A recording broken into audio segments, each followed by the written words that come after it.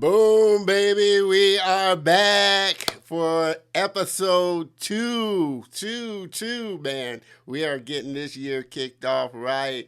Hey, everybody. I hope everybody is having a great Saturday and a great weekend so far. My name is Don Terrell, and I want to welcome you to another great episode of The Color of Motion, where I like to say stories come in all shades. And I highlight people of color and diverse backgrounds in the industry of motion graphics, animation, visual effects, cartoons, and comics. This space that I'm just so passionately crazy about. Again, I want to welcome you to the show. You know the drill. Hey, while I'm checking to make sure everything is broadcasting right, make sure you hop in, say hey, so I can give you a shout out for sure. Mr. DeAndre, appreciate you tuning in there, brother. And as always, supporting the show. Can't thank you enough. As you can see, I'm having a little fun with some of the other camera views that I kind of got set up for the show, but definitely want to hear from you. Let me know what you think of the show, think of the new look, trying out some different things and different scenes for sure. So appreciate everybody that, as always, supports the show. Also, kind of give you a little behind the scenes of, kind of how the show is put together and what I have to go through to put it together. But I have so much fun as well just doing the show. Appreciate that. Like I said, brother, great, super talented guest from last season one, Mr. DeAndre Reed. As always, I appreciate that. Let's see. Uh, Make sure that you get connected into the group. It's growing at a rapid pace. We have some fun conversations, share industry news, and just, like I said, all around fun. Facebook.com/groups/, the color of motion. And I want you to get engaged and be a part of the show and the community.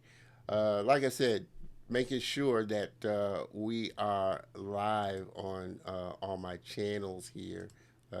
So while, like I said, I am doing that again, I want you to jump into the community or jump into the comments and say hey, so I can give you a shout out for sure. Want to make also make sure that you share this with your community because if you feel like there's somebody that would enjoy this, I definitely want you to share the love for sure. All right, all right.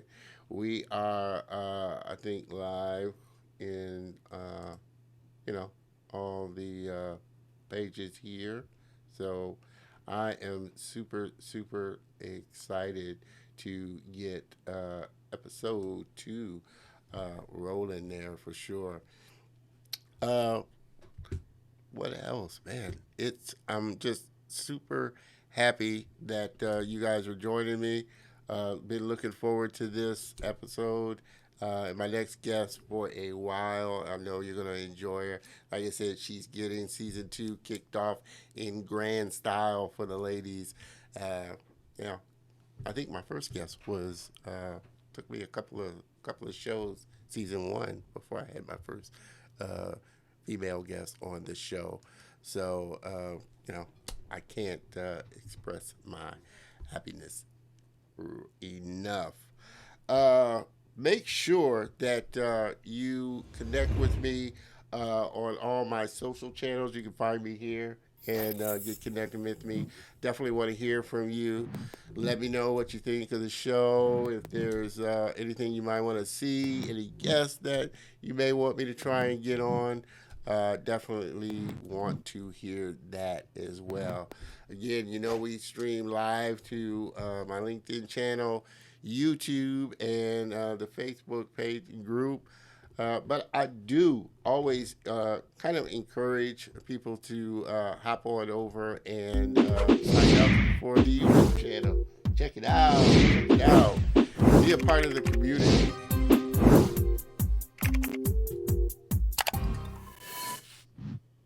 We'll watch it too.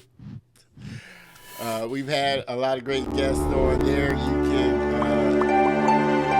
check out all the past great guests that we've had on, all the other great content that I'm putting up on the channel, and just be a part of the community as well. Also, if you'd like to support the show and me putting content up, hey, I love a great cup of coffee. Buy me a cup of coffee.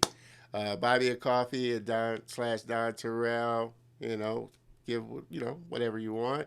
There's a membership on there for $5 a month, or you can do the whole year for $50 a month. It'll definitely help me to continue to make great content, to bring great guests on the show, continue to help me create content and just bring value to you. So again, like I said, I love a great cup of coffee, and I'll be putting these up again at the end of the show for sure. Uh, what else? Like I said, we got a lot of great things planned for this season. Uh, the site is, in the works. It will be up soon.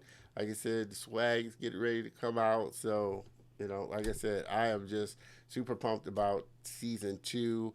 Definitely trying to, like I said, always continue to level up the show and bring you the absolute best that I can bring.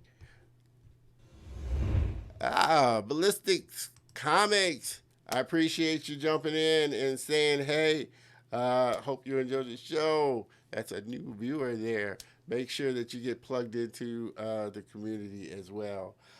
Before we get it kicked off, I definitely want to give a shout out to our sponsor, DG Graphics. Does all the graphics, the overlays, animations for the show, and helps it to look really good. So if you're a business or brand that's looking to level up your brand design or start a live stream show, they definitely can help you out there. Everything from animated overlays, again, explainer videos, intros, outros, they make you look good. So definitely check them out, and want to thank DG Graphics for sponsoring the show for sure, for sure. All right. Like I said, I'm ready to dive into this. Again, this show is for you, so I definitely want you to be engaged, ask questions, comments, just be a part of the show. All right. And with that, we are going to get this mother started right.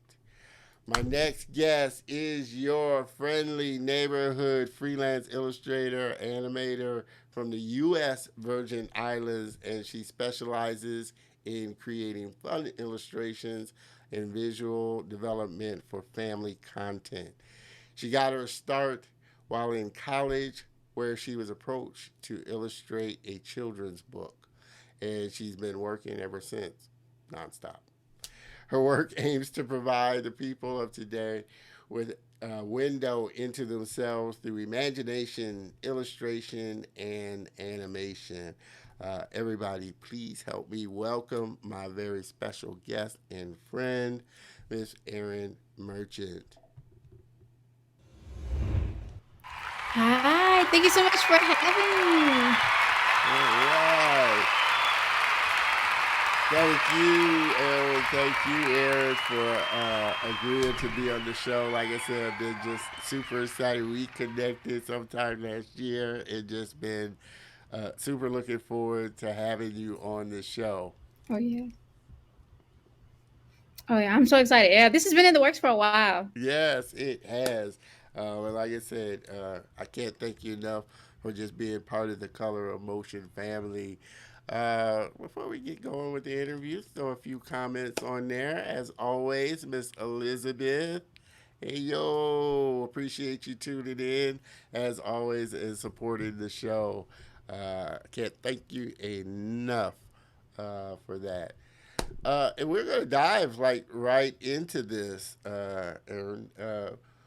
What is it about children's illustrations that you love so much?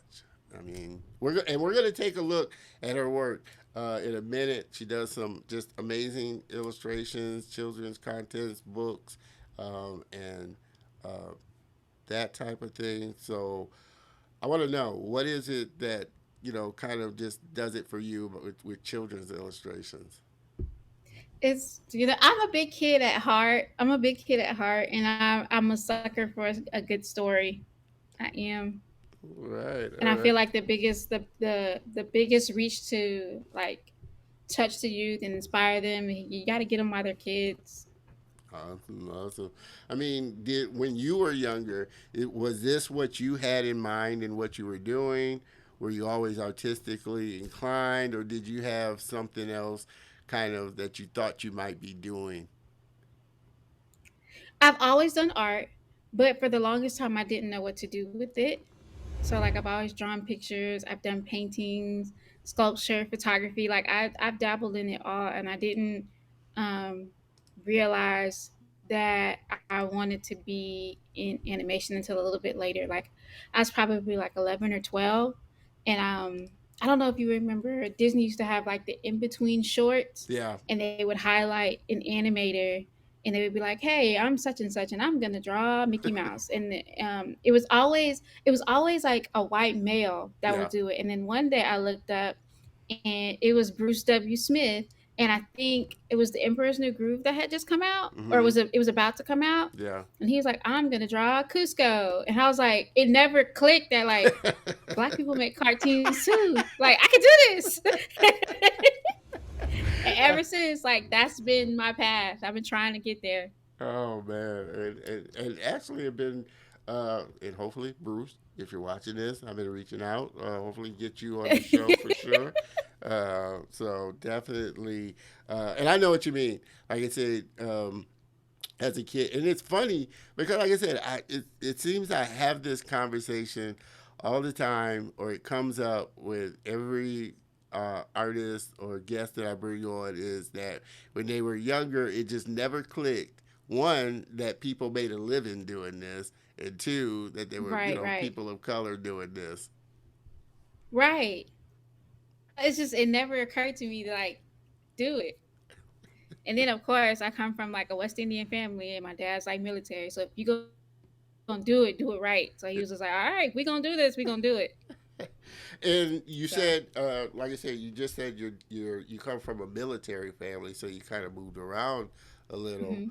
Um, A how were little, your I have moved every year of my life really? since I was born. Wow, I didn't get stability until I went to college. really? Wow, So my father wow. was a single parent in the military. Oh, So okay. everywhere he went, we went. Yeah, yeah. Yeah. Wow. So, brothers, sisters. Do you have brothers? Yes, I have a bunch of brothers and sisters. I have 5 brothers and 3 sisters. I'm one of 9. Oh, okay. Well, hey, we kind of share a little in common. I'm one of 10, so. Really, I'm one of 9. I have 5 brothers and 3 sisters, and I like fall right in the middle. Okay, I'm the last of the Mohicans there. So, Oh, you the baby. hey, I like to say I'm the youngest. Everybody would say, "Oh, you're the baby." Oh, No, I'm the youngest. youngest. Okay, you're the youngest.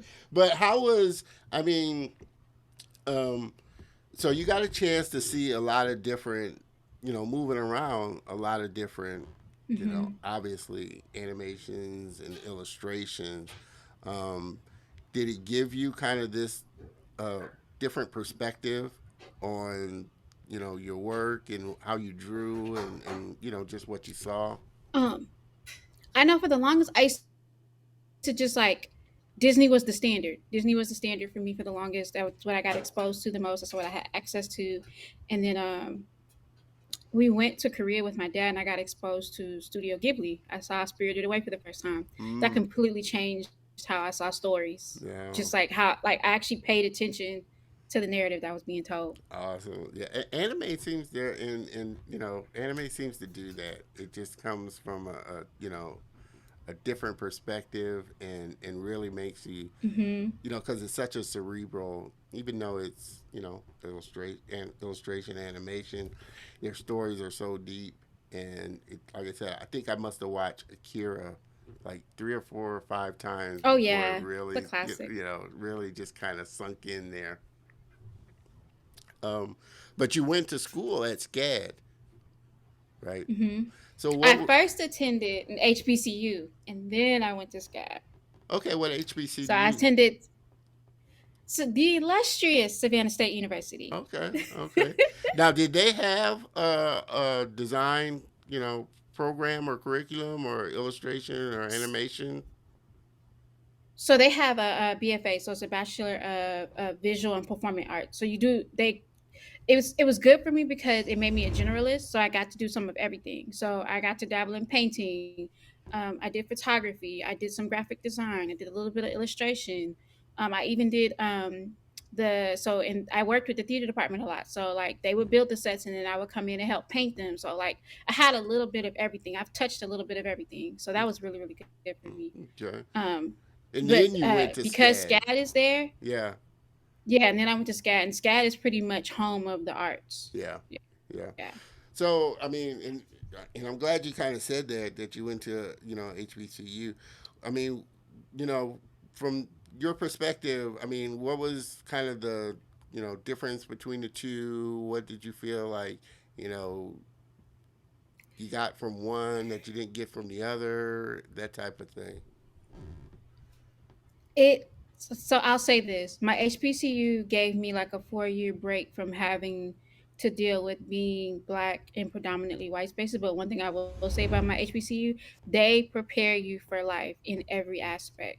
They show you how to get into a room and work a room. They show you how to speak up and use your voice, how to network professionally, how to not just work within. Because I noticed that SCAD it's very siloed. So if you're in animation, Yeah, those are the only people you come in contact with. That's the only media you work with.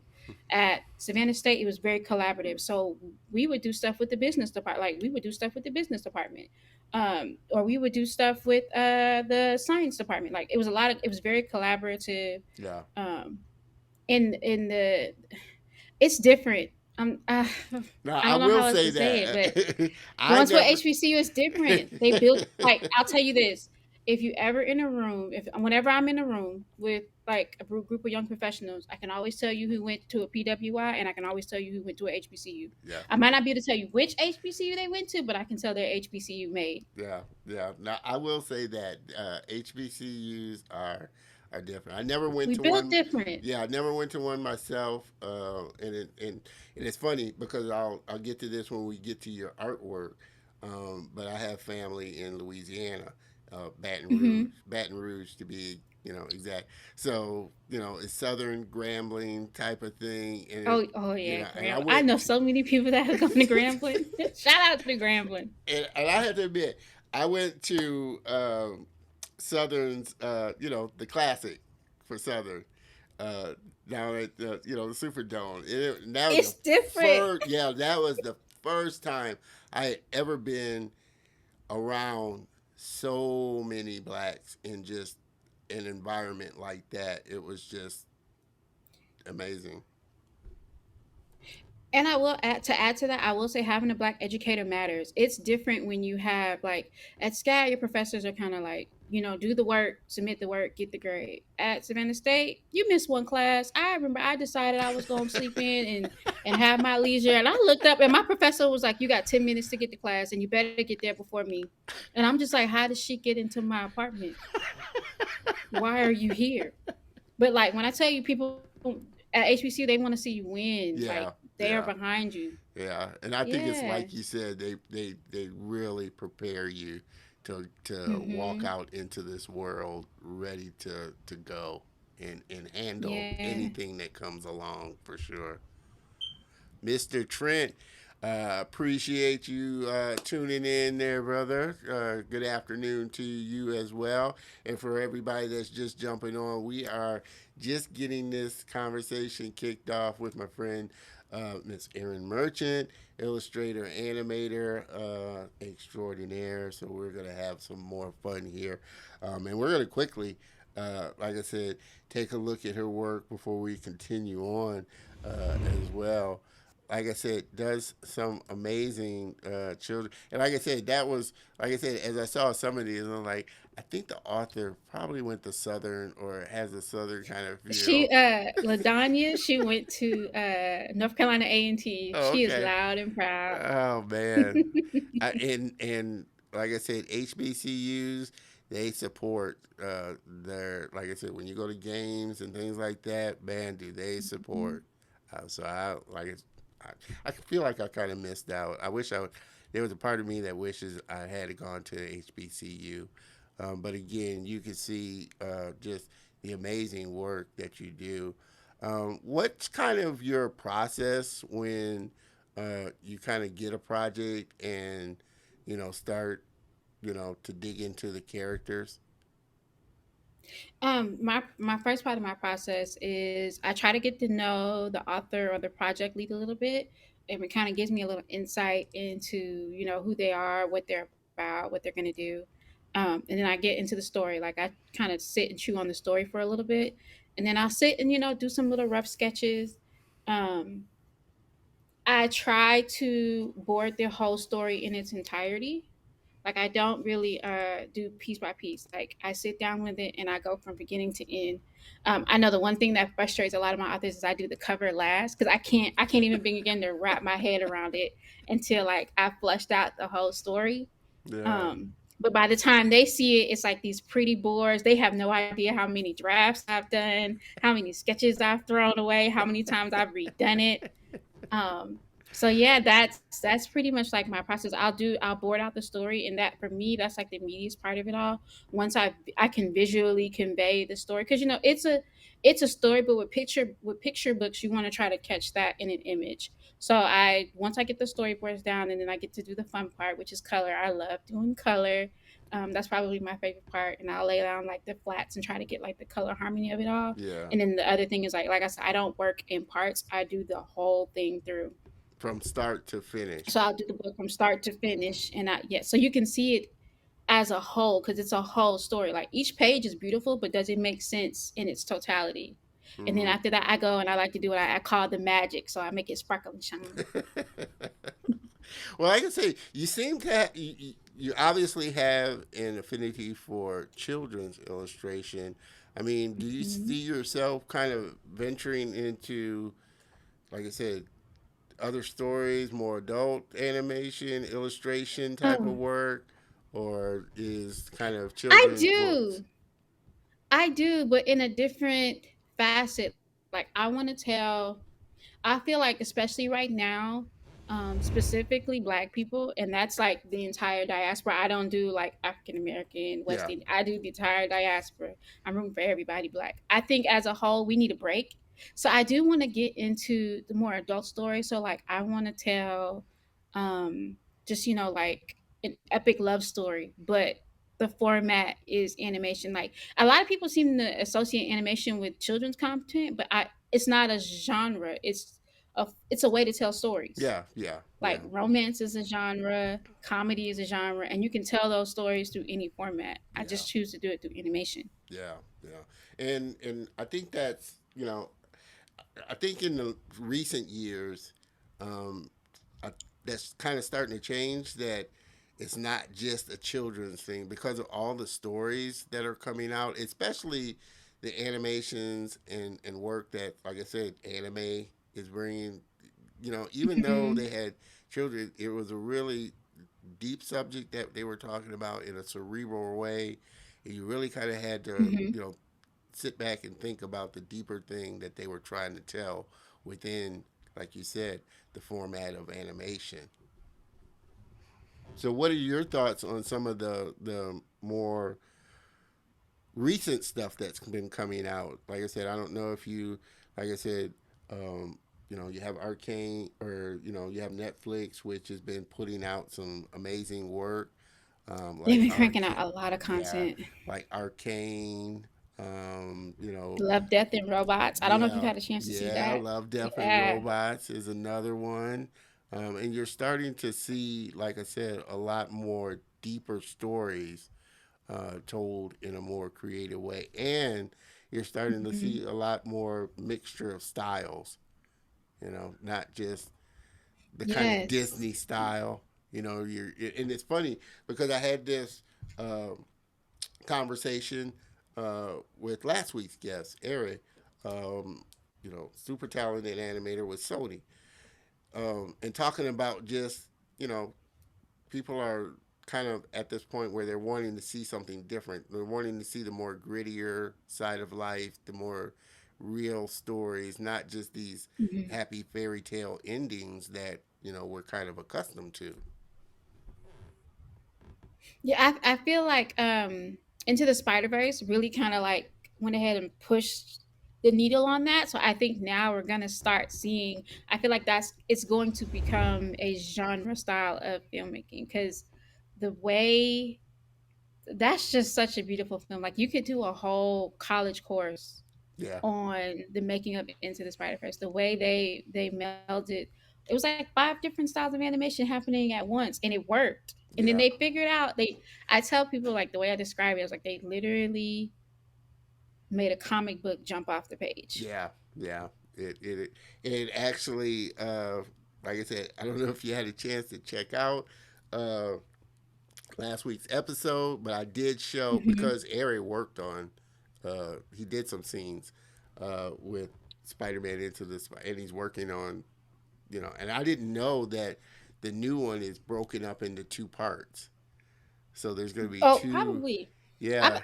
I had to go see the first one multiple times because almost had a stroke the first time I saw it because I was like so excited that like they were actually trying something different and it was working. Oh man, it was such a like I said. I think those are one of those animations that just like you said kind of broke the mold of just storytelling and how you can really But tell a it's so story. interesting because they used to do that. So, like when you think of the Prince of Egypt, and you think of a lot of Don Bluth animation, it wasn't always like that cookie cutter style. Yeah, Like there were multiple different styles. Like DreamWorks used to work in all kinds of different styles, yeah, and then I don't know what pushed them to get away from that. Like they've really simplified animation in a way that I think they assume the audience. I don't know if they assumed that the audience didn't want that anymore, but now you're seeing like there's a love for it. I don't know if you saw on I think it was on Netflix, The Mitchells versus the Machines. yeah, yeah. I actually That just movie watched. was I've watched that awesome. like 6 or 7 times already, and I actually watched it last night. I don't know why, but it's just a fun animation, and like I said, and It's it, fun. yes, and I'm gonna have to put a link in the show notes because they just and I saw the post. Somebody that worked The on it, art they book. yeah, the art book and just the whole story art and how the sketches and all of that, and just Hmm. told how they put it together. And like I said, it's such a different, like I said, it's such a different, refreshing style, and it works. Yes. It just worked so well. So those are the kind of stories and things that you want to get into and eventually kind of move into and tell. I also want to do something like in the I guess the teenage realm. I want us to have our whimsical Harry Potter, not necessarily like witches on broomsticks and warlocks and stuff, but like that big epic adventure. Yeah. I'm ready for it. Yeah, and to that point, like I said, we've talked about, and I always kind of ask this: do you feel like um, it's going to come from the independent creator, or do you feel like Oh yeah. studios If you're now are looking for starting to? like tap on start looking to your independent creators like Chad, I don't know if you're familiar with Chad's Bottoms. He's got some Yeah, amazing stuff he's working on. yeah, Um, Loft Taylor has a lot of amazing stuff they're yeah, working on. yeah, Just It's people. It's so with the evolution of the internet, it's so easy now to get your content out to the masses and like on a worldwide global spectacle. Like you don't, if you can figure out how to get it done, in which you totally can. Like my Yeah. nephew, one of my nephews, he's really into gaming. He wants to get into gaming, and he's got it wrapped in his head that he has to go to college. And I was like, absolutely not. Oh no. It Look actually, up your favorite games. yeah. It Look up your, actually, yeah, check out the credits on your favorite game and look those people up. Most of them have YouTube channel and offer online classes and will show you from start to finish how to do it. oh, definitely. And actually, um, I have, he's coming on in a couple of weeks. And he created his own game, Slam Dunk, Grand Slam. I think it's Grand Slam Dunk. Emery, uh, Graham. Oh man, I don't want to get his name wrong. Emery, Graham, but he created his game That's from dope. scratch, and it's such an amazing game. And like I said, there's with the advent of internet, you have this access to people that you can connect with that are doing, like I said, their own thing and not waiting. And I tell people, you don't have to wait to get into Disney or Sony or these companies now. You can, like you just said, you have all these channels to put your work out there. Whether it's animation, whether it's you're a filmmaker, there's YouTube, there's all these channels to really get your idea out there. That's why I kind of love this time, because it is such a great time for content creators, and getting their stories out there. And I don't know if you It's an saw, amazing time to be a creative. yeah, It's an yeah, amazing time to be a yeah. creative. And I just posted it into our Facebook group, and they were just on Shark Tank, company Black Sands. Oh, Black Sands, yeah. Yeah, He just he's been grinding for a long time. I'm really yeah, happy for him. yeah. For them, he's put in the work. Yeah, yeah. So that's another one. Trying to get on for the show. So definitely, they're great new ideas, stories, characters are starting to really come out. Um, you just had your dad was a single dad. How was he as far as encouraging you with your talent and ability, or was he kind of like a lot of black parents that feel, okay, well, I don't know if this He art is going to do anything, so you might want to have a fallback kind of position. My papa is like any other immigrant parent. They want you to be successful. I know like a lot of other people were like, you should probably be a doctor or a lawyer or engineer. But he was like, my papa is he's very black and white. He's like, listen, he used to always say like, you know how people say like, don't like do it with half your butt, do it with your whole butt. That's how Yeah. my papa is. If you're gonna do something, let's do it. You say you want to draw, okay, I want to see you drawing every day. Fill up that sketchbook, go outside. Any art supplies I wanted, he'd make it happen. I know he got tired of me drawing on his wall, so he used to go and give me the It's you I go to gotta get this girl a the meat book. market. Yeah, and you get the roll of butcher paper. He would like line the walls. He was like, draw on this. Stop drawing on my Oh man, walls. I think that's such an important thing, to have somebody that's really a champion of what you want to do and just supportive Hmm. of what you want to do. Like I said, my mom was, I come, basically raised by a single mom. My dad, they got Yeah. separated at 9, but she was one of those ones that she didn't quite see how it may, translate into Yeah. They something, don't get it, but they don't but they support discourage, yeah, you. they don't discourage you or anything like that. And fortunately, like I said, I had great teachers and people, in school that really saw the talent that I had. So you know how some counselors may steer you towards a different direction or something Hmm. like that. I didn't really have that. I had a counselor that, okay, you're great at art, so let's look up some art schools, that we can get you into that type of thing. So having a champion behind you really goes a long way. It does. It really does. Just having that person that can just like he's just now wrapping his head around what I do, but he knows I draw. So he's just like, she does. But now that he's like seeing stuff, he's like, oh wow, that's cool. I'm just like, stick with me, kid. We're going places. And so, Big things, big things. Mr. Paris, Lockhart, Ron's Gone Wrong. I haven't watched that yet. Ron's Gone oh yeah, that Wrong is a good one. is another great I watched animation. that one. I watched that and Encanto with my nieces and nephews, and they love both. Yeah, They Kanto, love like I both. said, is really picking up a lot of steam lately. I've been seeing a I'm lot. surprised they went with that subject matter. Like they danced on it a little. They didn't go like completely into it, but I'm surprised to see them not take the princess route. Yeah, yeah. Well, I think, like I said, you know, in companies like Netflix is I always use them as an example because they're one of those small. I won't say small because Netflix isn't small anymore, but they haven't been around like Disney or Warner Brothers, so they're not you know they're not tied into this formulaic kind of content that they put out, which, Hmm. like I said, you've been seeing a lot of creative content come out of Netflix. But do you feel like it's those, again, smaller studios that are going to step up? Now you're starting to see, studios like maybe Disney start to kind of venture out into other styles because they see it starting to, you know, really gain popularity, and that's what people want to see.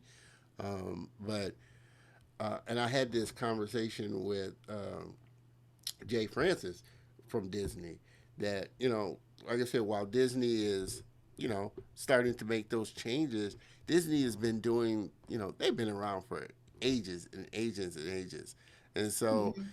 I liken them to the Titanic. And It's gonna they pretty much know exactly what their audience wants to. yeah. Like they've had the time to like, we know this is what's gonna work, and we know what's not gonna work. But and so are you encouraged with, like I said, just the type of characters now that are starting to come out in like Spider Verse, like Kanto, and all the other characters that are starting to kind of surface now. I feel like we're there's getting some traction. We've still got a long way to go, but it's a start. It's a Yeah, start. yeah, I'm ready to start seeing like I have the pandemic.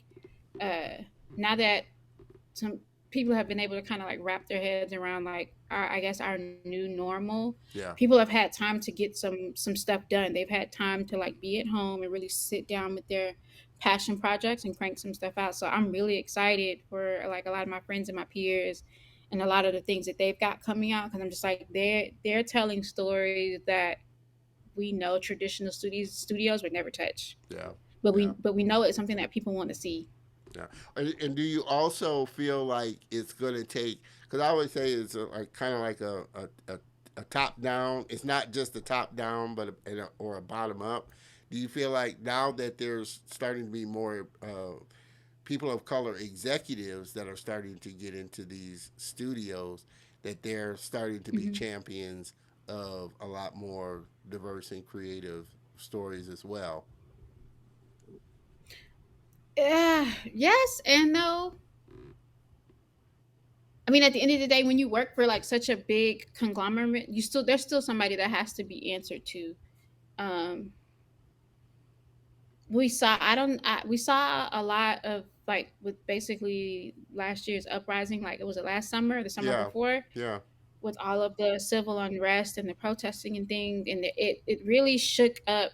I don't know about other industries, but I know like the animation illustration industry, it really shook things up, but we didn't really see much come out of it. Like we got a lot of seminars, we got a lot of webinars, we got a lot of portfolio reviews, but a lot of us are still trying to get like our get those meetings for pitches, get our content reviewed, get our portfolios looked at, get the jobs. Like a lot of us are still like on the hustle and the grind, and yeah, I'm not, and that could be the case for everyone. yeah. Um, I truly feel like we're not really going to see the progress we want to see until we start owning our own. You know what I'm saying? Like you can Yeah, be an yeah, executive, but yeah, because like even like with someone like Issa Rae and Insecure, she calls a lot of shots, but at the end of the day, she has to answer to a network. yeah, You know what I yeah, mean?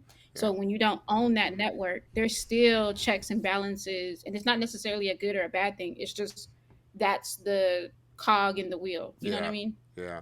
And to that, and I kind of posed this question to a guest last year. Even you know, with those, do you feel like because we don't own the distribution, even if we create it, just the distribution channels that say a Disney or a Mhm. Warner or a Sony would have. Do you feel like even having these smaller studios, we're still going to have to partner, connect with the bigger studios because they've got the distribution channels to really get it out there to the world? Yeah, I don't really think that's like a racial thing. I think that's just like if you're trying to get your story told, those are the big channels you're gonna have to go through. Like it's cool to have your stuff on YouTube, but to get your stuff on Netflix, Yeah, that's a whole nother ball game. To get your stuff on any type of big streaming platform, I think that's just like the little guy versus the big guy, yeah, really. yeah, yeah. And I think until we can get to the point where we can actually own the distribute, like On the until we distribution, can get have a fully integrated pipeline yeah, where we're the own like it's the owner all the way down to the custodial services yeah. completely integrated, then we'll really start to see some major shifts. Well, and to that point, do you feel like it's going to take um, people, say like Oprah or Tyler Perry, that really have uh, kind of much more clout and much more pull, or do you feel like even they still have to, in some form or fashion, kind of partner with the mainstream studios because they have the distribution? Mhm. It's really cool to see what they build. I've always tell people like long term, what's my complete vision for what I want to do, and I always tell people like, if Oprah and Disney had a baby, it would be me. That's what I always tell people, and I think it's really cool to see what they built. Like even with Tyler Perry, you say what you want about Tyler Perry, but the proof is in the pudding. Like if you look up most of the top black shows that are on television right now, he's in like the top 10. Yeah, He has like the majority of the top 10. yeah. And then on top of that, he's built something to where now like those big major Are studios are coming to coming to him. him Yeah, now to yeah. film. They're, But on the other end of that, he still like from a distribution perspective, they still have people they have to answer to. They still have to go through like Hollywood, and they were saying like I was reading the other day about like the Academy Awards and how it's like a necessary evil. Like you kind of have to do these things. You can't like opt out if you yeah, want to be, I guess, in like the bigger picture of it all. Because yeah, like to see that Oprah has like her own network, yeah, that's huge. yeah, yeah. And like you Like said, to feel see, how you want about Oprah or Tyler Perry, but yeah, yeah, they they've built, achieved something that's difficult for anyone to do. yeah, no, and especially where they started, it's a big, Hmm. big, big achievement for sure. Um, Oprah's HBCU made. She went to TSU. did she go to TSU? Yeah, Hmm. I'm thinking Texas Southern, but I know there's a couple No, other Tennessee State. Tennessee Not State. that. Not Yeah, I that was going to TSU. say I know there's a couple other TSUs. And so, like I said, so many out there. It's like I said, off kind of topic. I know um, Deion Sanders is a big. He's I think coaching at a And HBCU, and he's that's been what I'm getting a saying. I lot was of watching. yeah, he's been pulling in a lot of like black athletes, and he's really been a champion for HBCUs.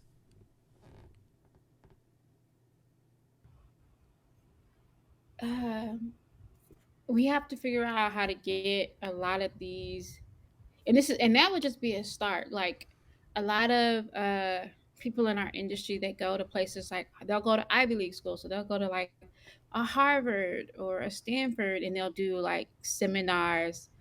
Um, how do we get y'all to the HBCUs Yeah, and not just like Howard or Clark? Like we got to get y'all to go to all the HBCUs. yeah, Like yeah, look at okay, so I always use Black Panther as an example.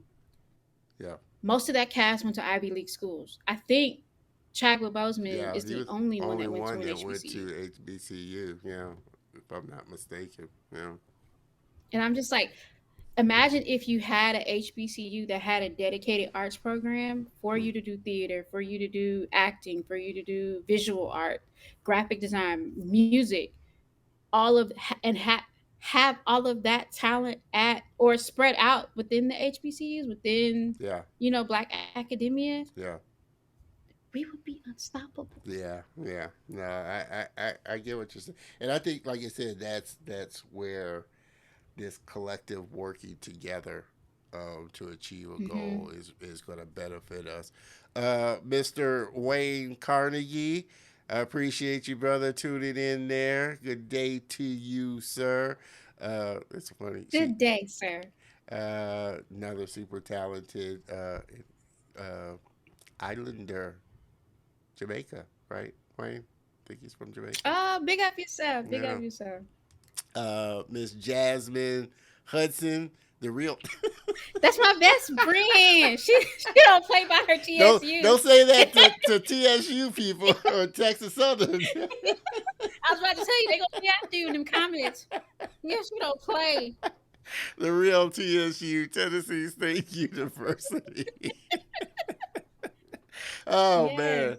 I didn't say that. People, Miss Jasmine Hudson said that. So hey. TSU don't play. Oh my goodness. Yeah. Dion coaches at Jackson State. Yeah, Jackson State. And he's doing what we were talking about. Like he Yeah, brings yeah. He's people bringing in in a to lot talk of to them. black athletes that convincing them to go to Hmm. HBCU. So, like I said, I think it's gonna, and I've always said this too. It's gonna take this like collective, us getting past this kind of stigma of not wanting to work together or help each other or Hmm. support each other type of thing, and really kind of coming together. And I think when we realize that and start to embrace that, like you said, it's going to be an unstoppable, kind of tidal wave that just, Yes. really, And just the possibilities are endless. But it's gonna take they're gonna have it's like that whole follow the leader. Like somebody has to take the initiative to do it and get it done. And then once people see it happening, then it'll take root. yeah, It'll take root and yeah, start spreading branches and stuff. yeah. And that's So why, like I said, I would hope and,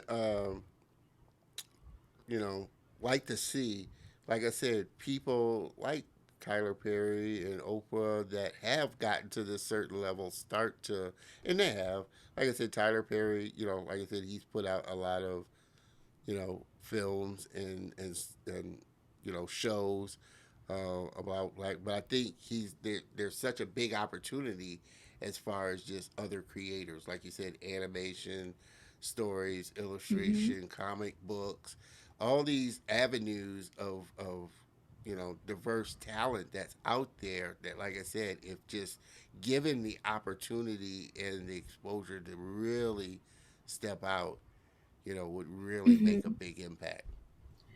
well, it's like that 400-year head start type of thing. Like just in cinema and film and media in general, black people are trying to unerase themselves. Like I don't know if you like if you saw, it's not animation, but The Harder They Fall. Like Yeah, yeah, him basically reenacting. I'm like, I grew up watching a lot of westerns. A lot of people don't know yeah, a lot of those characters in that movie are portrayed as white people in old westerns. yeah, Like we black cowboys were have been completely erased from the narrative. yeah.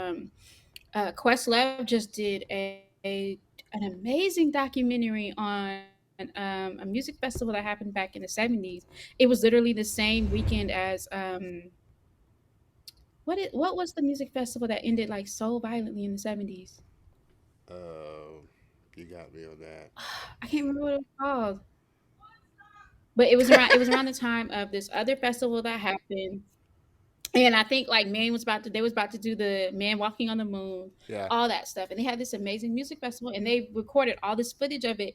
And it's Stevie Wonder. It's all these amazing people, Sly and the Family yeah, Stone. And it yeah. was one whole weekend and they literally locked the footage away. Wow, wow. And I'm just like, we're still trying to like show the world that we've always been here. Yeah, yeah, And and then add on like you want to tell like whimsical fantastical stories. Like we've got so much work to do to correct, Yeah. what's already or re-represent what's already been erased Yeah.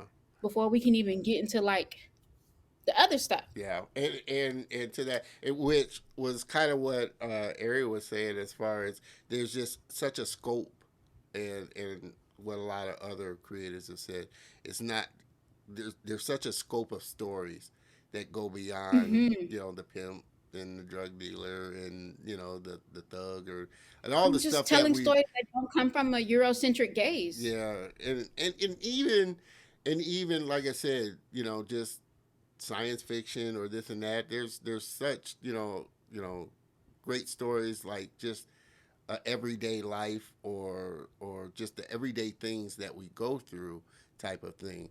And putting those stories out there, I think we want to see more of that. Like I said, we enjoy, like I said, the Black Panther movies and all the Marvel, superhero, type of things. But like I said, the love stories, which, like I said, Jordan Peele is another one. He just kind of Hmm. reinvented this horror, this the way blacks were kind of seen in horror, even though blacks have been in horror. Just the whole thing about, okay, well, blacks don't get into horror films, or we're usually When the first actually ones we killed off. probably consume it the most. And it's funny because there is I think it is on Netflix. Um, they were talking about black horror, the history of black horror films, and just Hmm. all the different spectrum in it. But I think, like I said, he came out and told it in such a fresh, different way that we hadn't seen before, which is And why he's portraying horror from our perspective. perspective, yeah, and Because just, like Get Out was literally just going home to meet your girlfriend's family for the weekend. But yeah, if you're black yeah, and her family is white, that's a horror story. yeah. And it's funny because I was listening to, I can't think of the actor's name, but he played his best friend, the TSA officer. Um, Lil Rel, he's the comedian. yeah, and he was talking Hmm. about how they originally shot the ending of the show, of the movie, and he changed it at the last minute, because I think he said originally it was supposed to be an actual police officer that showed up, and he was supposed to go to jail, but they ended up changing it, and just that dynamic of, like I said, he went through all of this, and then justifiably killed the family, but then Hmm. and I'm thinking of it too as a black man. When you see police lights come on, you're thinking, It's a just wrap. it's a wrap. You're going to jail, even if you're justified in what you're doing. And so, like I said, those little type of twists, um, are things that really just, like I said, just change the whole genre and whole perspective of how, you know, we as people of color, black, can tell stories. And like I said, and it goes beyond, blacks, because it's, Asians are facing the same thing. They're trying to tell their own Hmm. stories. Native Americans are trying to tell their own honest They stories get from, no Native Americans and Indigenous people get no visibility, you like know, none.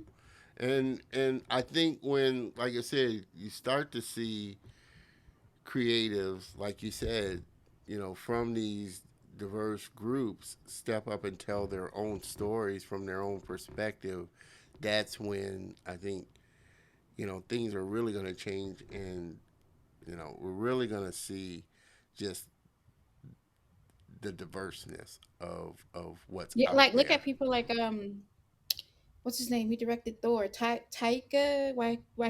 Yeah, I can't say his last name, but he's the reason you're starting to see so many indigenous shows and content come out because he literally creates a space for them, and he's just like, go tell your story. yeah, I'm gonna bankroll this.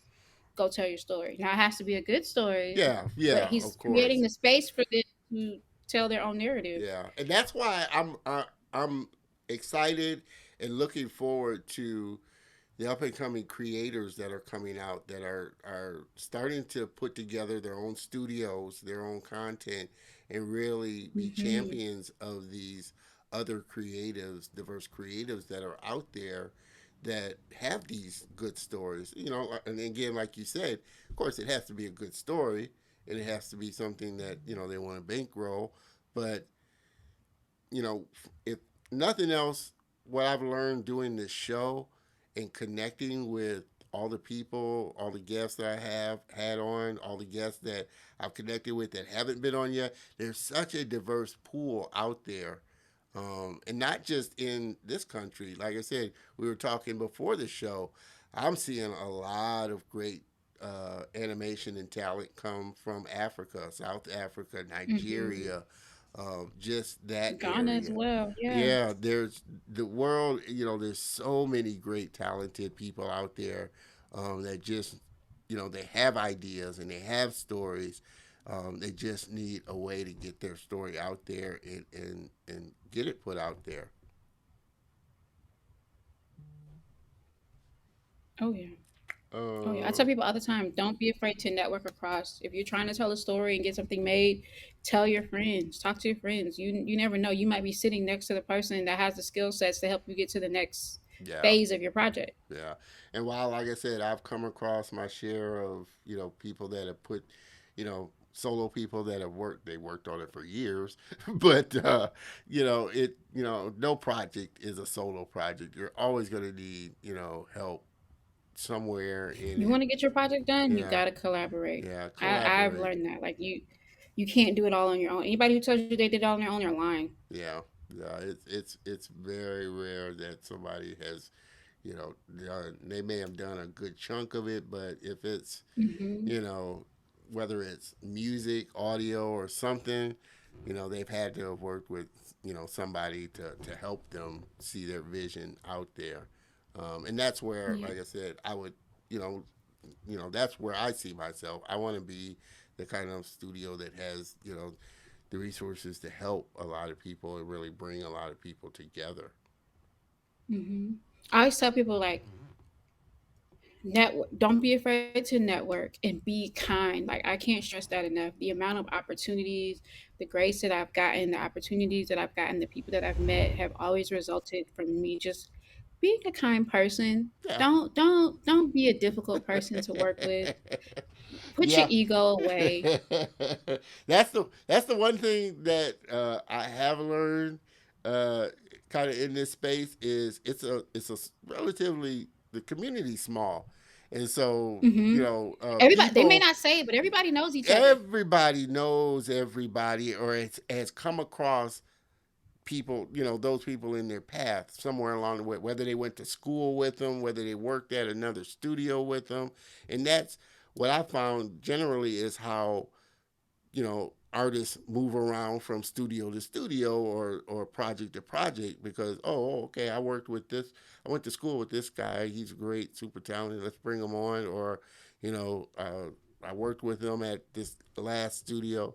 And reputation really does follow you, and that's their biggest thing, and what most studios look for. They don't care how super talented you are. If you don't get along with or fit into the culture of the Hmm. studio, you're not going to last long, and you're going to get, they're going to say he's difficult to work with. Oh yeah, oh yeah. Mr. Trent True Altamont. Is that yeah? Elaborate on that a little more. I've never heard of Altamont. I'm not sure if that's a animation or a movie that's come out. Love to know about it for sure. Uh, what do What's your you favorite animation? Like, what's your favorite thing that you've recently seen? Man, I've seen so many. Like I said, Arcane, love Arcane. I don't know if you've seen that on Netflix. Hmm. That's a great one. I haven't had a chance to see that yet. Yeah, I'm adding it to you the should list. definitely I really watch it. have like a running list. Yeah, that's definitely one you should watch. Of course, love Mitchell versus the Machines. That's just an amazing Hmm. one. Uh, Raya and the Last Dragon. I loved. Oh, that was really good. Yeah, Raya and the Last Dragon. I loved. Actually had. I don't know if you've seen Maya and the Three. Uh, No, it's on my list. yeah, It's on that's my another list. one. And actually had Everett Downing on the show. He worked on the project. He had a project that I don't know if he'll ever come back to, but I used to follow Everett like a hawk. He used to have a project. Well, he probably does. I don't know if he shelved it or not, but it's called the Book of Mojo, and it Okay. was like this mystical project that he. And then Yeah. I think they tried to do some crowdfunding, but they didn't meet their goal, so he kind of like put it on the shelf. I really want him Actually, to go he's back to that got. project. He probably has shelved it because he's actually got animated series called My Dad the Bounty Hunter coming out. I think it's this year Oh yeah, I saw that. on Netflix. So he's been working on that. He was saying, but just all these ideas and stories. Like I said, that's why I'm so excited about, like I said, the time, the people that I've connected with because they're doing such great work and there's so many great Hmm. ideas starting to come out. Mr. Trent, I think elaborated on it. I think that was a, I think that was the music festival you were talking about. The bad Bad ending, ending. yeah, it might have been. Yeah. Um, man, like I said, I love, I was, I love it all. Like I said, as long as it's a great story or well done, it's I just love seeing it. And I use this as an example as well too. I love animation. I just love storytelling. Um, hmm but I've referenced it a couple of times, and you should look it up on YouTube. I thought of you, and it was done. It was, and he does, and that's what I was saying. Some people, they do it themselves. He's a former animator with Disney. Ryan, oh, man, I can't. It's Ryan something or something Ryan. it's always when you need it, it Yeah, leaves you. but the short is thought of you, and it's just a 2D drawing done to music, and it's so. And he doesn't have faces on it, but it's just so beautiful. It And looks like it's on brown paper and they're yeah, dancing. and they're dancing, and it's I've hand seen that. It's drawn. gorgeous. It's just It's so beautifully gorgeous. done. And he He has a conveys so behind, much yeah, emotion in those he, drawings. yeah, and he has a behind the scenes of him making it.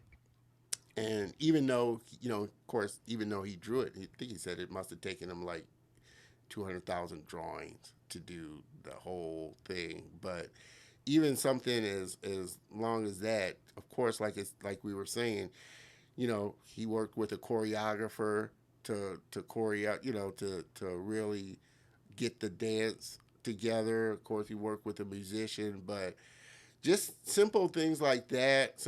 From the simple animations to, like I said, I love anime, Akira. Like I said, there's so many new ones coming out. It's just insane. But those are some of the newer ones that I've been watching. Like I said, Hmm. like Raya and the Dragon. Like I said, Maya and the Three.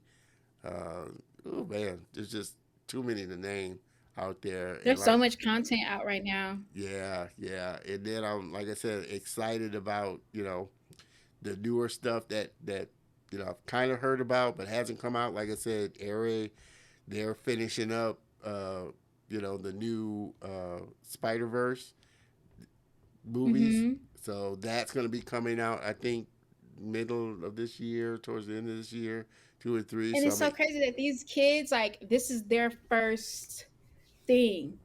Like, I was trying to get my niece and nephew to watch Spider Man when I was home for the holidays, and I put on the Spider Man with oh, Tom Tom Holland. He Holland, was yeah, like, yeah.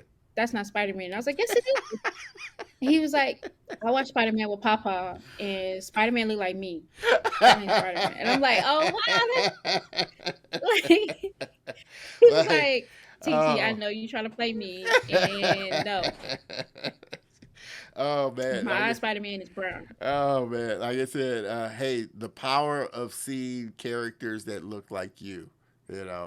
Even though, and Hmm. like I said, I grew up on, I love Spider Man, and love comics and cartoons. So I grew up. My big thing was I was a kind of buff. So I love Oh Peanuts. yeah. Yeah, I love Oh yeah, the Charles peanuts Schultz. and Charles Schultz and Peanuts was my thing. Um, but seeing a character, that looks like you, um, and it has it weight. It has has a weight. impact. It does. It has weight, and it's hard to explain to somebody that doesn't get that, or Hmm. they don't think about that because you know most of the characters are white, so they don't have to think about. We My friends and I, because of that, like to your point, we started a gift wrapping company called Black Paper Party Yeah, because and I we were wanted trying to to be talk on our about that. Yeah, we were trying to be on our aunties and like be the auntie, the ultimate aunties, and it got time to wrap the gifts, and we couldn't find any black or brown Santas. And growing up for me, and then that's also the point to my dad. I didn't know that like a lot of the black Santas and stuff that I saw growing up, he was going out and buying white Santas and painting them because of the way I grew up. If it wasn't black, it didn't come in our house. Like yeah. we didn't get to have Oh white Barbie wow. Okay. dolls. Like it had to look like us, and I didn't know he was going that far to make sure we had representation. Yeah. So we started Black Paper Party, and it's like gift wrap and paper Yeah. bag and gift bags and ornaments. But just to see the kids like reacting to gift wrap with them on it, like, and it's so interesting because companies that didn't think about it before are now reaching out to us like, you're right, we should have been thought about this. Yeah. And then it's so interesting because black people are the majority of the buying power, Yeah. We spend but we're not dollars. being We catered spend to. dollars. Yeah. We spend bank around, especially around the holidays.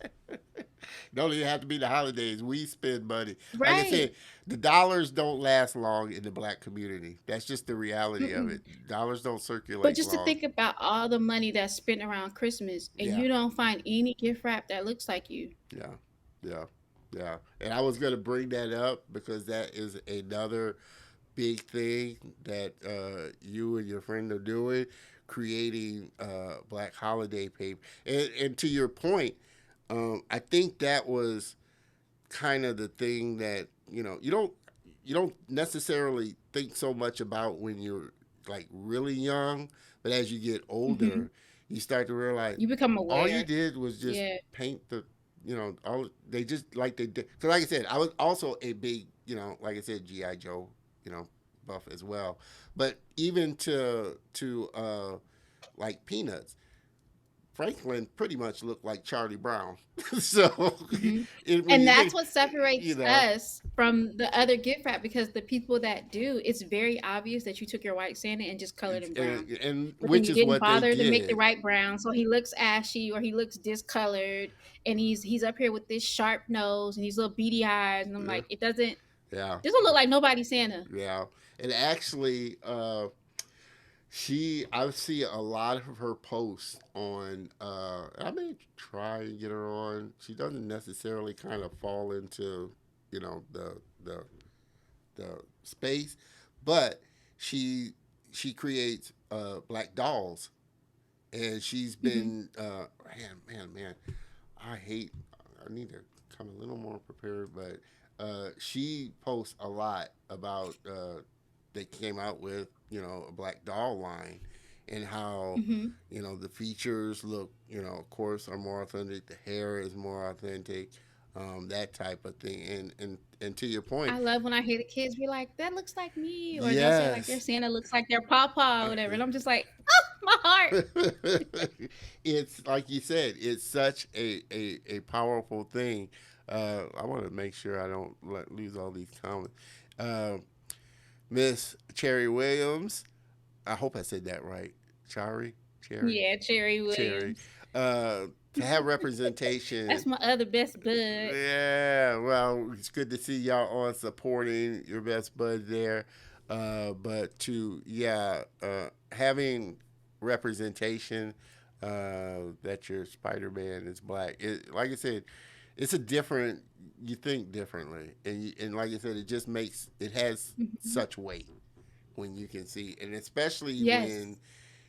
the features and like you said the natural hair. Like I said, before, even the black Barbies had straight hair. They didn't have Hmm. the locks Or they and were the all the things same like that. size. Yeah, Yeah, that they were. type of thing. And considering, like you said, the dollars are there, it's such an untapped market to where, like you said, creators now can start to come into this space and kind of step into this space and fill that void, and to that point to where store you know stores are going to start looking for you because they see that that's something that people are spending dollars on. Like I said, the God, I forget her name.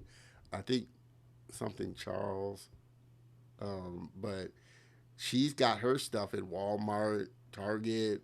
All these stores now are Hmm. starting to reach out to her, because they see that kids want that. It's a need. Yeah, it's a need. You know, Healthy Roots dolls. yes, Yeah. healthy roots dolls.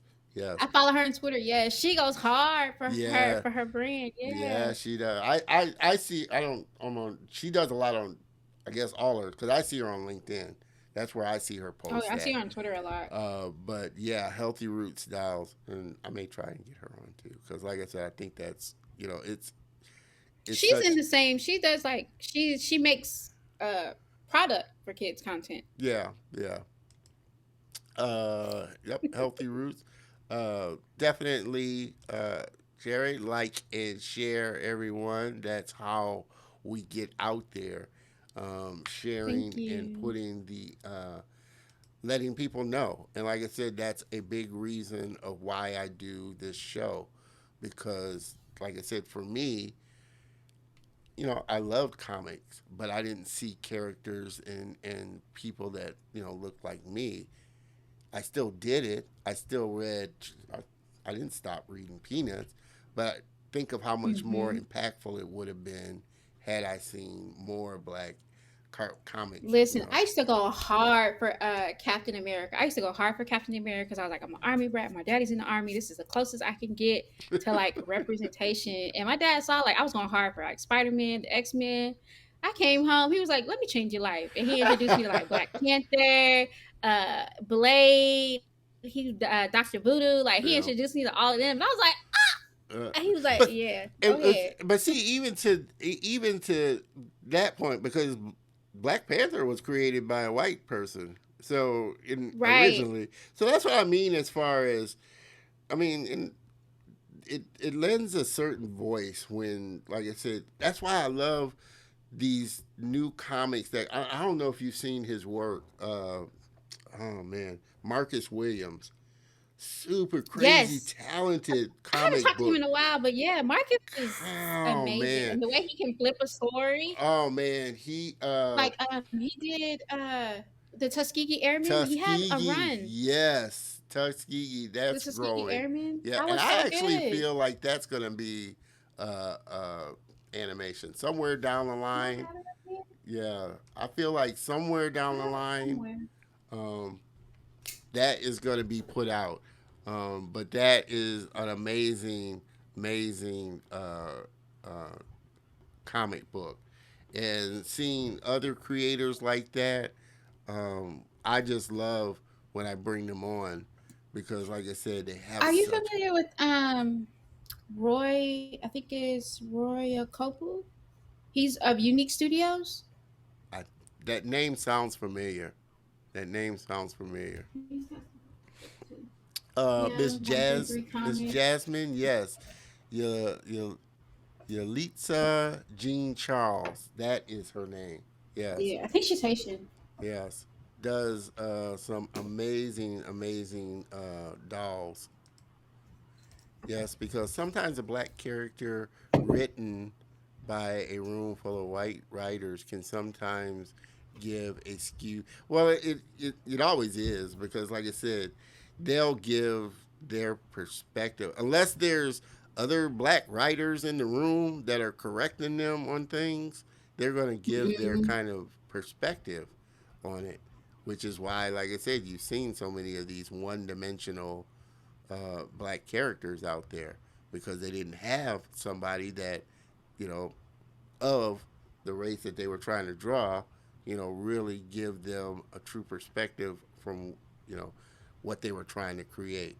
So that's why I love the comic creators and the artists that I've been kind of connecting with because they've been bringing their own flavor of these characters and even new characters that you just haven't seen. Like you said, Newton.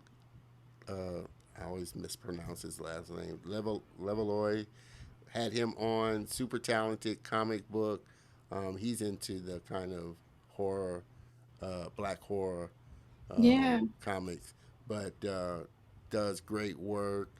Um, like you I love said, how we're just like sprinkled through all of the different mediums. yeah, yeah, and like I said, as and I would love to be a space that is able to invest in that. That's where a studio that's I was, kind of saw myself as maybe a mini Tyler Perry for animation and comics, that type of thing. Not quite There's a as studio big. out in St. Louis. Yeah, uh,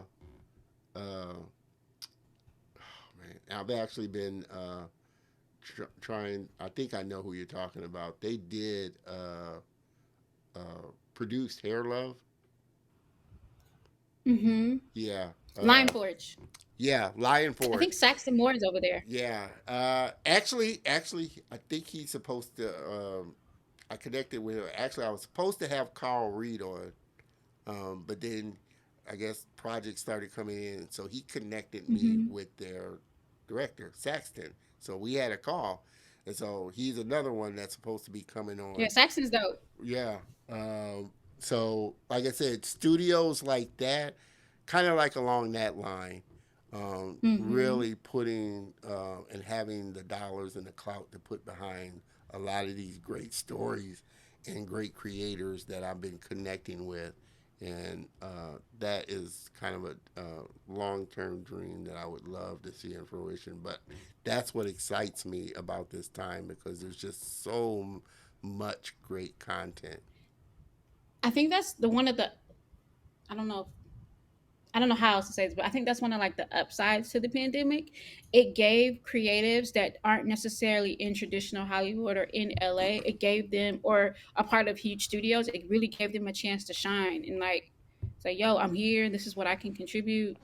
Yeah, Put me in, coach. yeah, yeah. And to the point, excuse me, and to the point, like I said, even the artists and creators that I've connected with that are working at studios, they're all working on their own project or they all have their own kind of pet Hmm. project that they're working on. So that's what, looking to tell, like I said, their story and get it out there. So that's, like I said, why I love this community because, and again, a big reason of why I really love the show because it connects so many different types of people, and I would I always highly encourage all my guests to connect with each other and see where you may be able to work with each other, that type of thing, because I think that's where the magic is going to happen when we start to kind of tap into each other and kind of use each other as a launching off point. Yes. Let's see. Miss Charlie Williams back at it again. I need to do my homework for real and write down all these names of these wonderful creators. Sure. I tell you what, just go to my YouTube channel. You'll see a lot of them. you know, a lot of them. Like I said, I try. That's the beauty of the internet. Like I said, and that's what really opened my eyes, and not just here in the states. Like I said, I've had on some super talented people from Canada, super talented people from the islands, super talented people. Like I said, there's a lot of great content coming out of Africa. So there's just so much great content out there, um, and not just from us, but from, like I said, the Latinos, just a lot of great, talented, diverse people out there that are really starting to want to tell their own stories. Like I said, um, the last guest of last year, Jeanette Lara, great Latina animation writer. And she's really passionate about pushing Latinas in anime, and actually, she's part of a group, Yeah. Latina in Animation. So it's, you Hmm. know, Latinx. yeah, Latinx. So that's why I say it. It's not just every person, every group of culture of color is going through the same thing and having to deal with the same issue of like, You're how right. can we get our stories and get our creators out there? Asians, uh, you know, doing the same thing. Everybody's doing the same thing, and when we can kind of find this way of coming together and working together, oh man, oh man, oh man, the stuff that you'll start to see. So that's what my hope is moving forward is you'll start to see much more collaboration within these groups that share this same common thing that we're dealing with, you know? Yes. That's still, it's so mind boggling in 2022 that we're all still fighting to be heard, Yeah, I to be mean, like seen you and said, I heard. think it's a on that's kind of an ongoing thing and probably will be even in all the strides that we make. I think that's just the nature of what we go through as people of color. Um, Kind of having to kind of create and invent ourselves, and like I said, just take what we got and just make it so much better. And it's interesting. You see, and it's in everything from sports to music. It's always this kind of moment where we get into it and we put this flavor and bring this flavor to it. The same thing happened to golf when Tiger Woods got into it. It just kind of just reimagined it in a different way and saw, oh, okay, we can play it We just show out every time we get an every opportunity. time. Like I said, tennis, all this thing, and not to say that we're better or anything like that, because they lose, they get beat, but realizing that we have this this flavor that we bring, and there's a market for it, and it's just out there. So to this point, I mean for you on this journey that you've gone, what's been the best piece of advice that you've been given that kind of serves you, and you kind of come back to? Oh wow, I've been given a lot of advice. Um, if you show up for your gift will show up for you. Oh, ooh, that's amazing there. So amazing. I got to put a explosive on that one. I got to put a bomb on that one, guys. It was. Pew, pew, pew, pew, pew. Oh man, if you show up, it will show up for you. Remember that, people. Oh man, I tell you. Um, you hope, like I said, you had telling your bio that you know you hope your illustrations are a window for people. What do you hope that they see, through your work? Um, I want them to truly see themselves. Like I want them to see themselves reflected in the stories that are being told. Something that they not only can enjoy, but they can pass on, like for generation to generation. Like uh, for me growing up, that person was Whoopi Goldberg. Yeah, Like I'll never forget like the first time I saw her in Roger and Hammerstein's Cinderella. Like everybody was like, of course, obsessed with Brandy and Whitney Houston. But when she came out in that purple gown and had a crown in her dreads, I was like, me. That's who I. Because me and my sisters were like, I want to be her. I want to be her. And Whoopi came out, I was like, that's me. I'm the queen. oh man, oh man, oh man. But just I to see her, like she's been everything from a queen to a nun to a Yeah, nanny to like she's done it all, and then she's even done animation. Like yeah, she's done it all. I've seen her yeah, in every facet yeah, of my life. yeah, yeah. She was in Lion King. Yeah, loved it. And I So don't know if people remember. There was an animated film that Don Bluth did called the the Page Master with yeah, Macaulay Culkin. yeah, yeah, Yeah, she was the fairy godmother in there. yeah, yeah. Like I said, animation is such a it's such and illustration is such a powerful medium for telling stories and really making an impact. Mhm. And I think that's what attracts most, animators, illustrators, and creators. It's just the impact that it made on you as a child going through it, whether it was you're a comic book person reading Marvel and whatnot, and then seeing, you know, characters like you said that look like you. It just makes such a big impact on you. Yeah, so I moved. I mean, being an army brat, I moved around so much. After a while, there was nothing to do but read comic books and watch movies. So So, it had like a very lasting impact on me. so what if I mean we kind of talked a little bit about some of them, but what are some of the children's books that have kind of inspired you that you kind of like and that you kind of see now kind of coming out? Um, Let me see. There are a couple. I know like Vashti Harrison, anything she does, or Vashti Harrison, anything she does, it's gorgeous. It's whimsical. Um, I really like the Fresh Princess book that just came out. Mm, It's like a spin on the Fresh Prince of Bel Air, but it's from like a girl's perspective. yeah. That was really really good. Um, what are some other books? The Shady Baby. Uh, Tyra did that one. It was Tyra Whitaker did that one. The Shady Yeah. Baby. I think it's on based Gabrielle Union and Dwayne Wade's baby. That was really good. Okay. So and then, the stories that I do, like I'm not up there with the big and the famous, but I'm Yeah, doing my you part. are. I'm You telling my are. story. Oh man, like I said, I see so much more coming out from you, and excited to see that as well. Yeah. Um, if and like I said, everybody again is just joining us.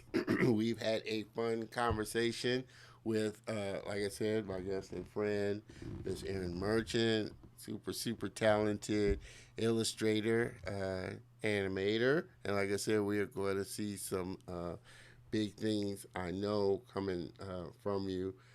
If you could, you know, stand in front of your younger self for a Hmm. moment, what one piece of advice would you give your younger self now, knowing what you know now?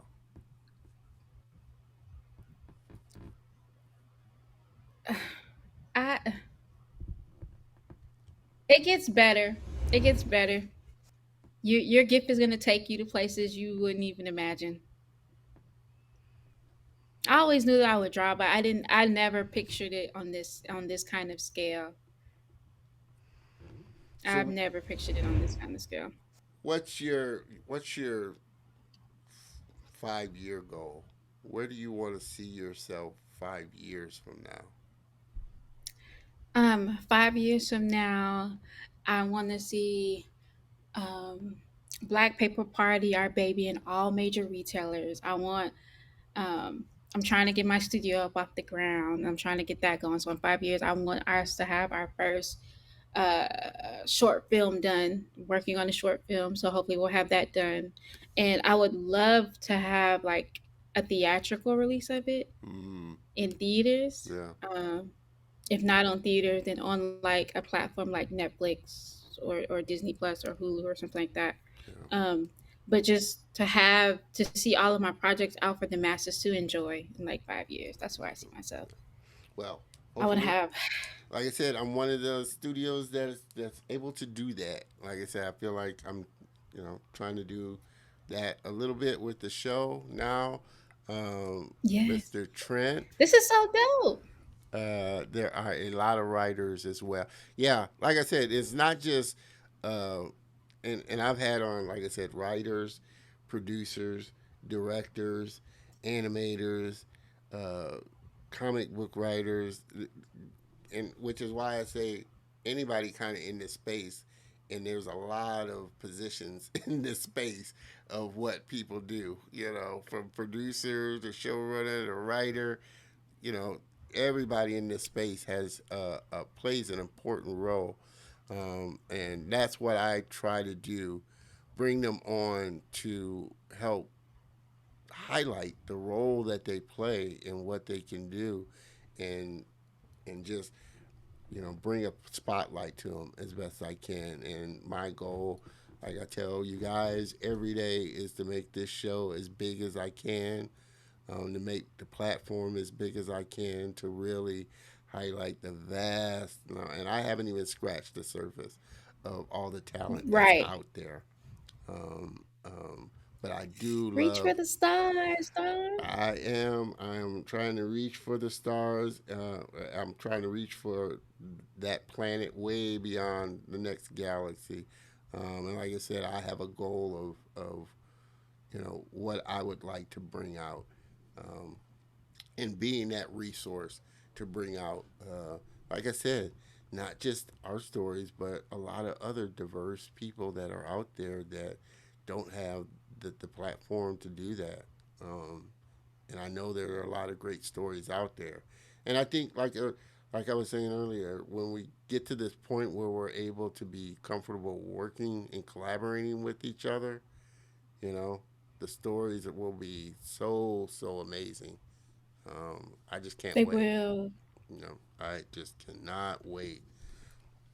Um, Aaron, like I said, I cannot thank you enough for just wanting to be a part of the Color Motion family, agreeing to be on the show, and just share your gifts and your talents with the audience there. Thank you. Thank you for having me. This has been a blast. For sure. Um, Again, like I said, you see her amazing work. This is another one of her titles that she illustrated for us. She does some incredible work, and you definitely want to make sure that you connect with her. She's on Instagram, of course. You can check out her website, JennyAaronMerchant.com. Behance, she's on.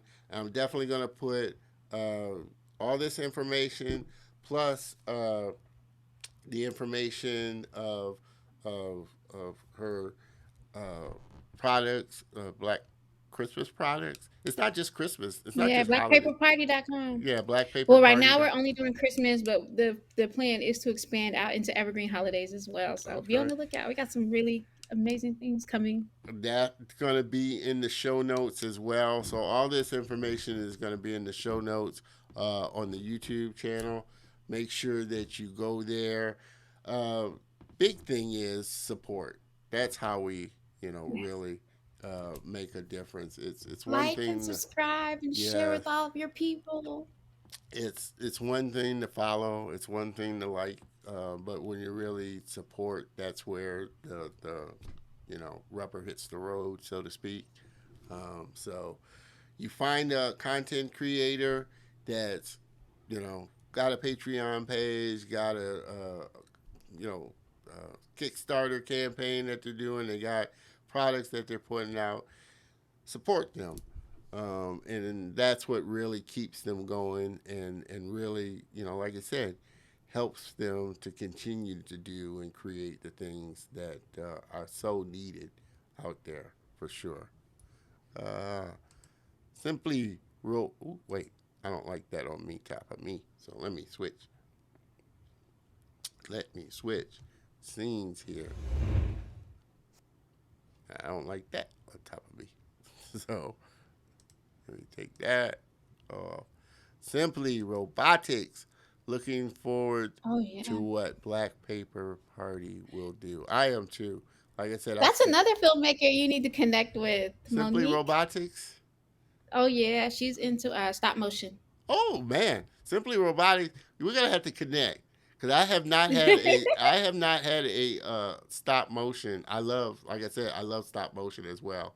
And haven't had a stop. I've had some motion designers on, but nobody that's Hmm. done stop motion. So definitely want to connect with you, Simply Robotics, and see about getting you on the show again. My goal is to highlight the talent that's out there because that is the only way. Well, I won't say it is. I won't say it's the only way, but I try and make it my way of getting you out there and highlighting you. Of course, I'm not as big as Tyler Perry yet or Oprah, that kind of platform, but hey, I'm working at it. And so I definitely want to highlight your skills, your talents, share your journey. And it's been so much fun, sharing your journey, Erin.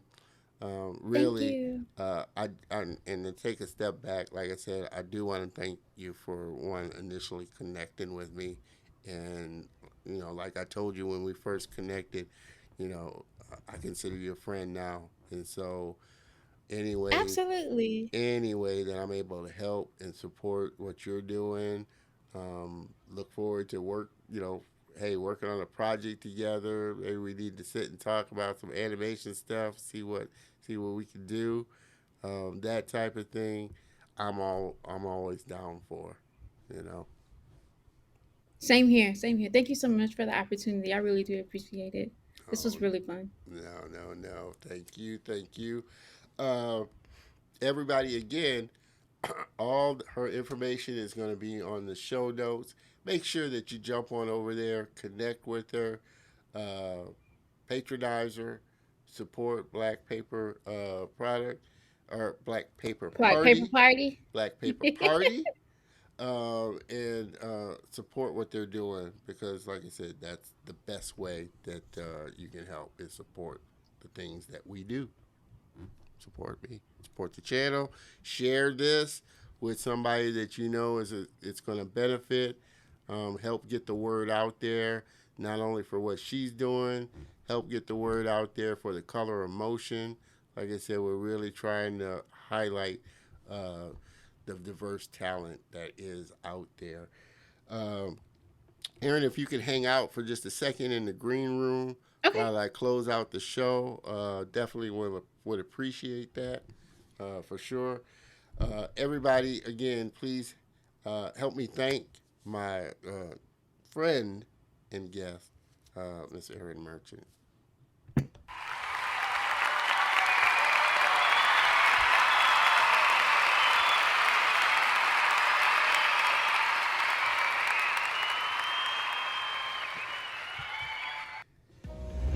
Guys and gals, this has been another great show. Like I told you, she was going to kick it off for the ladies in style. So she did just that. She brought the fire and had such fun sitting down and talking with her and sharing everything that she's doing. So, again, make sure that you, one, go over to the channel, check out all her information, connect with her. It'll definitely go a long way. Want to thank all of you for joining me for another great episode of The Color of Motion. It's been fun as always. Can't thank you guys enough for supporting the show and just supporting what I do and the content I try and create. It fuels me. So, I can't thank you enough for all of that. Make sure that you tune in next week because, next week's going to be another great episode for sure. And super looking forward to my next guest, Mr. Walter Giovanni, super talented comic book artist out of South America. Yeah, South America. So super talented to be having him on. Another great guy and looking forward to it as well. So you definitely don't want to miss out on that. Man, like I said, we've come to the end of another great show. I can't thank you enough for joining me. I say it every week. I appreciate that. And like I said, this year is going to be a big year for sure. Trying to make it as big as possible. And can't do it without you, the viewers. So, thanks everybody for tuning in. I hope you have a great weekend. I hope you have an even better week. But make sure that you tune in next week. Same bat time, same bat channel, because you're not going to want to miss it. Have a great one, everyone. Cheers.